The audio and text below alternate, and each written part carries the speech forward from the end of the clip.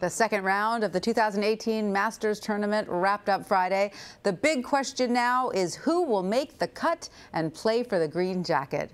Rory McIlroy and Jordan Spieth continued their solid performances. Both men are currently tied for fourth. McIlroy is seeking his first Masters win, and Spieth is seeking redemption for some Masters meltdowns after winning it all in 2015. But for some of golf's biggest names, day two did not go so well. Phil Mickelson is currently tied for 46th, and Tiger Woods' shaky return to Augusta continues. He ended the day tied for 40th. A quick look at the leaderboard after day two shows Partick Reed at the top, followed by Mark Leishman and Henrik Stenson. Joining me now from Raleigh, North Carolina is Chip Patterson. He's a writer for CBSSports.com. Chip, what are your takeaways looking at the current leaderboard? Well, the big takeaway for me is really about Partick Reed. He is in first place at 9 under. He shot the round of the day at 66. And on a day where the average score for most golfers was 2 strokes over par, about 74.5, he absolutely went low. He shot a 66. He is now 9 under. He is 2 strokes clear of the rest of the group. And Partick Reed is a golfer who had not even gotten a top 10 in a major championship before the PGA Championship last year. He finished tied for second there. He played well in March, and he really believes. Partick Reed is one of the most confident golfers around. He believes that he stands right there with Jordan Spieth and Rory McIlroy. He'll have a chance to prove it this weekend. Confidence can get you far. So now, what does it look like the cut line will be? Any major names not making it? Well, the major names just barely made it. Phil Mickelson at 5 over. He just barely made that cut, which was at 5 over. And it was crazy because he was 1 stroke off the lead heading to the 9th tee. He hits it in the woods, gets a triple bogey on the hole. And so that really shows you the margin for error at Augusta was so small on Friday. Tiger Woods also made the cut. And so the biggest name to not make the cut has to be Sergio Garcia. Of course, we saw Sergio hit 5 balls in the water on Thursday. He was not able to rally back from that poor score. He becomes the defending champion to miss the cut. Other defending champions to miss the cut include Danny Willett and Charles Schwartzel. That's got to be painful. But, you know, Tiger Woods, as you said, not having a great comeback tour. What tripped him up?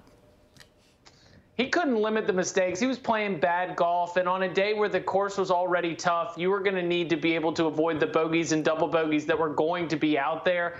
He didn't do a good job of that. And the big takeaway for him looking at the first 2 days is that on the par 5s, the holes where Tiger Woods historically has been the best and where he's been able to win Masters championships, he wasn't able to convert those into scores. The positive takeaway for Tiger Woods was his ability to rally back from those mistakes. You see right here the 2 birdies on the back 9, being able to get them at 13 and 15. I think that for Tiger, this is a realistic slap in the face for a lot of fans to realize that after you've undergone the kind of back surgery that Tiger has done, you're not going to be able to reclaim your former form so quickly. Absolutely. Now, Jordan Spieth is currently tied for 4th. He had a meltdown during the final round in 2016, and he did not have a strong finish last year. Do you think this year will be different?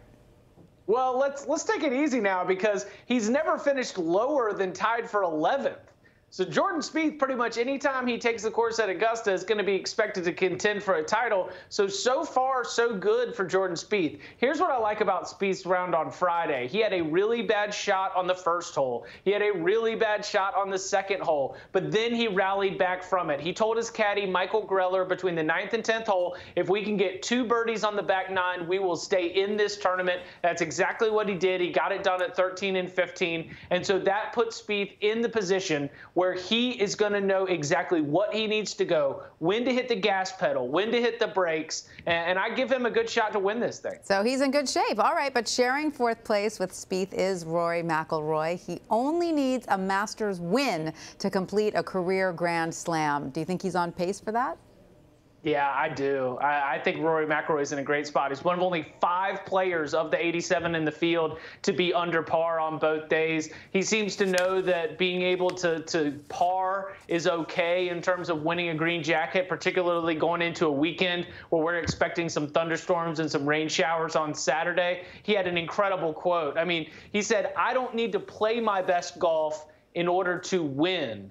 I don't need my best swing to be able to score." And to know that where he is, he doesn't need to hang on to one particular aspect of his game. He seems to be very, very comfortable at a course that really has been somewhat of a puzzle for him, especially compared to the other major championships in the rotation. I love that. I don't need to play my best golf to win. Great statement. All right, Chip Patterson in Raleigh, North Carolina, thank you so much.